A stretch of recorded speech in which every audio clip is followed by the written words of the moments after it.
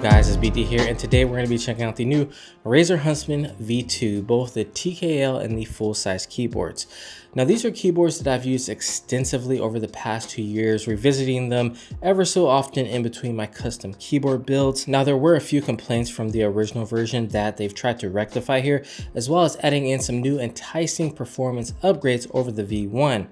Now the pricing has changed. It's now $189.99 for the clicky and $200 for the linear switches. Meanwhile, the Huntsman TKL, which now comes with a plush leatherette wrist rest, now costs $20 to $30 more than the original. You know, for me, one of the biggest selling points of the original Huntsman was the price. And when I look at pros playing, or most people playing, they're not actually using a wrist rest. So essentially you're making people pay for this, right? You're making them pay for the keyboard and the wrist rest, even though they're not going to use it, and you're bumping up the price. I think that they should offer this without the wrist rest for the people that don't use it, so they can also save some money. They both carry the same open case design with aluminum top plate. They're both lightweight for travel for you tournament goers out there.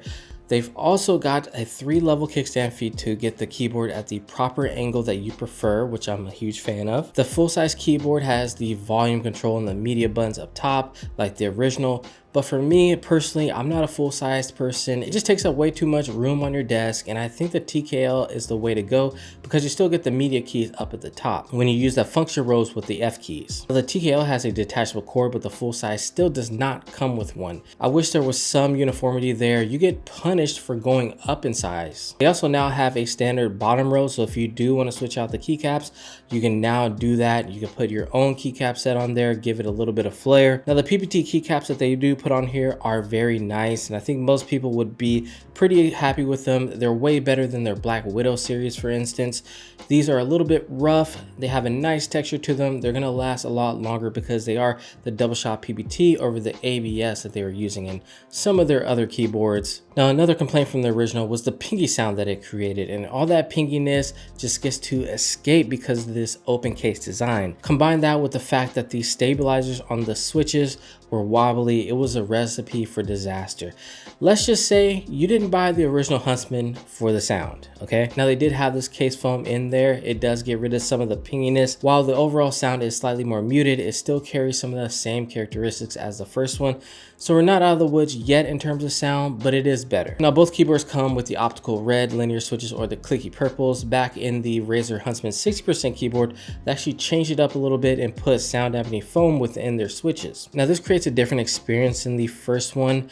It gets rid of some of that pinginess, but on the other hand, I find that it slows down the switch quite a bit, which some people might not like. Now when you press down on the original, you couldn't help but bottom out. You would hit the bottom before you know it. Even if you're resting your fingers on the keyboard, you would accidentally get a lot of key presses. Not here, because the sound dampening foam kind of keeps your fingers from doing that. It doesn't feel as fast as the original Huntsman switches do.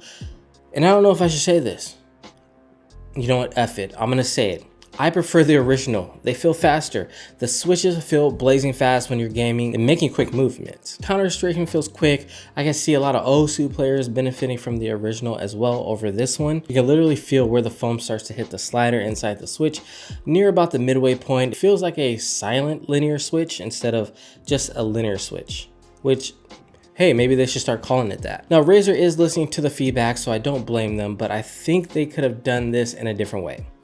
I don't know if that means changing the design of the switch and not having the per switch stabilizers, which is where a lot of that rattliness and pinginess is coming from. And getting rid of the stabilizer system with the extenders is a must, because these keyboards are still a rattly mess, if that's what you're looking for.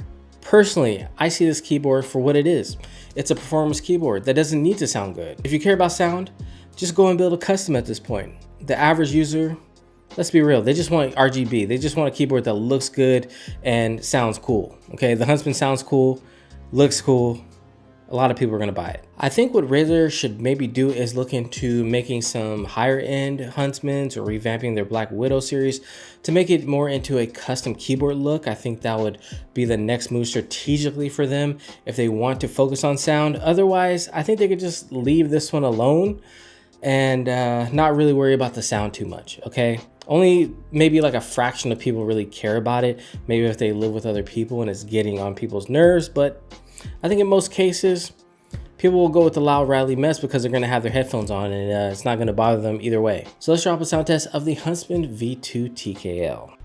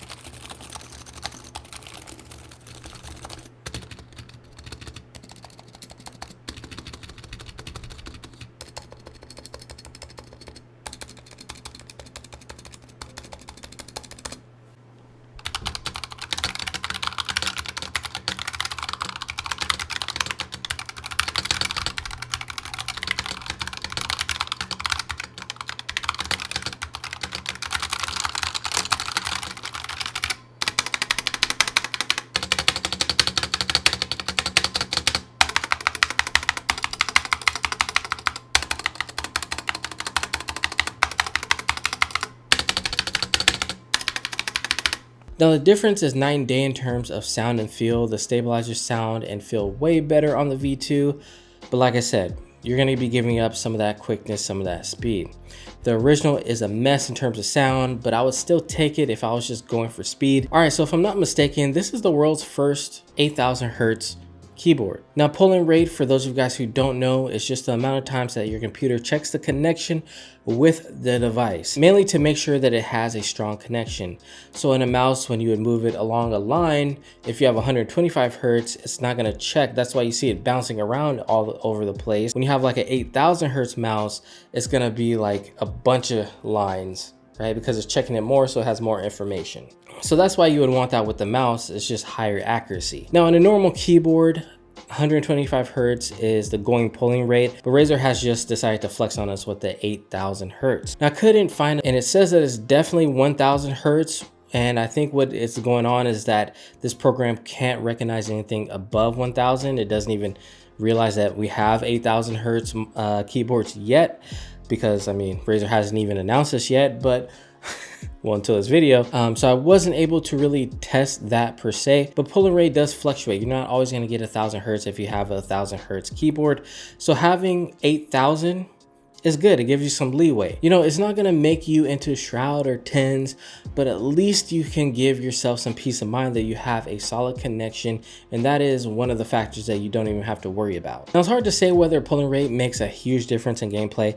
I personally think that it's probably minuscule, and the keyboard is not going to make a huge difference. It's not going to make you 8 times better than the competition. It doesn't work like that. But I do like this tech, and I do like that Razer is trying to advance their products. Now, one thing that I did notice is when I plugged in a custom keyboard cable into this, it didn't work. It was malfunctioning all over the place. It would reset. I had to use the given cable that they gave within the box for it to work. So I think they're using some kind of special USB-C cable that just allows for the right energy deliverance for the 8,000 hertz, because 8,000 hertz takes up a lot of power to run. Now, everybody's favorite software, the Razer Synapse software, the software everybody loves to hate. It always has issues. But you can change the keystrokes, you can change the macros, you can change the RGB, all that good stuff on this. So it does have onboard storage, and you can save up to 5 different profiles. So if you do want to just install this, change whatever you need to change, delete the software and get out of there, I think that's a fair trade. So in conclusion, my opinion on this is that this is a minor upgrade. If you have the original, I'd say just keep it. If you want to have the latest tech, if you want a wrist rest and you want to have better sound than the original and you loved everything about the original, this one is a no-brainer. It feels really good when gaming, and when I have a headset on, I can't even hear it anyways. I enjoyed my time with this keyboard, and the switches felt pretty good in game. The keycaps felt really nice, good texture. I even ate and used them, and they have the nice durability with them as well. Razer is one of the only mainstream companies that you know that takes some consideration of what we want in a keyboard.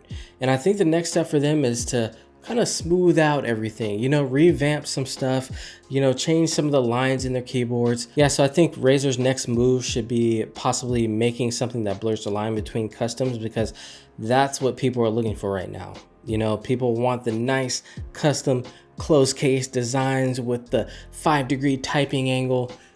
I think that would be their next move. It doesn't have to be anything crazy, but just something a little bit more than what Logitech and some of the other companies are doing. You know, the Huntsman is already up there in terms of stock keyboards. If I didn't know what I was going for, I probably picked this over anything else at Best Buy. But as you guys know, we got $1,000 keyboards, so that's just a story for another day. But anyways, guys, I hope you have enjoyed this review of the new Razer Huntsman V2 TKL and full-size keyboards. Who's using full-sized? Anyways, it has been your boy BT. Don't forget to like, share, comment, and subscribe, and I will see you in the next one. Peace.